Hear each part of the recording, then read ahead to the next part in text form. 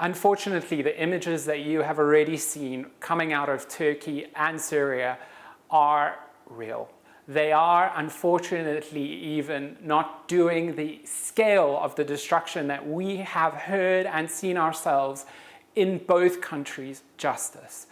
These earthquakes have been catastrophic. They were so strong that they were felt across the Middle East, with hundreds of aftershocks that have followed. There was even a second earthquake that occurred yesterday that was a 7.5 after the 7.8 yesterday morning. The scale of this disaster truly is enormous, and it's becoming clearer by the hour just how much destruction has been caused. Tens of millions of people have been affected across the region, and unfortunately already we know thousands have died, with a death toll that is truly and unfortunately expected to just rise. The landscape is littered with thousands of collapsed buildings across Syria and Turkey, and lots of destroyed infrastructure. Children and families are already forced to sleep outside, fearing that further aftershocks will occur. The situation on the ground is desperate, both in Turkey and in Syria, which itself is hosting a massive number of refugees who fled the conflict in Syria and who are now caught up in this natural disaster.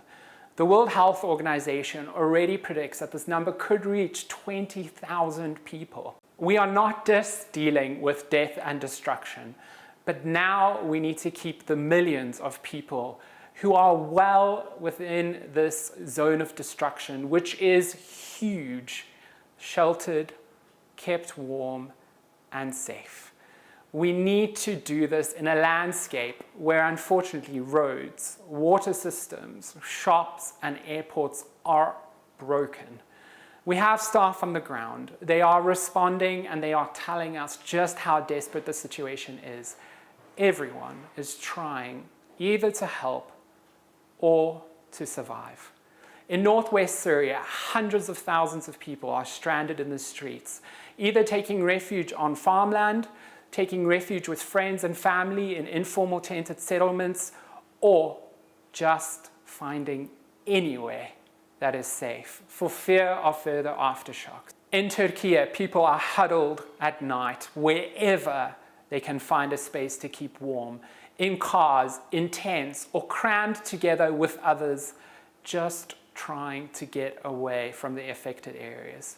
Families and children are not just exposed to the biting cold, but potential disease outbreaks while dealing with the very, very real trauma that comes after these horrific incidents. Family members and friends who've also lost their homes and no longer have a place to call their own. World Vision is working around the clock to provide survivors with shelter, access to things that will keep them warm, including blankets, heaters, and fuel.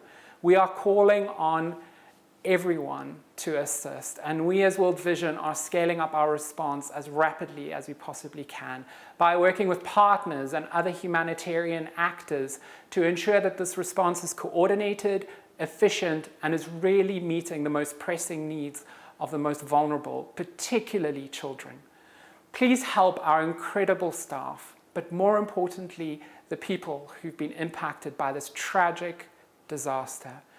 Help us to be able to respond to these pressing needs and to really reach out to people who are living in the most appalling conditions. We would value your urgent support in this, and we also would value your prayers. Thank you.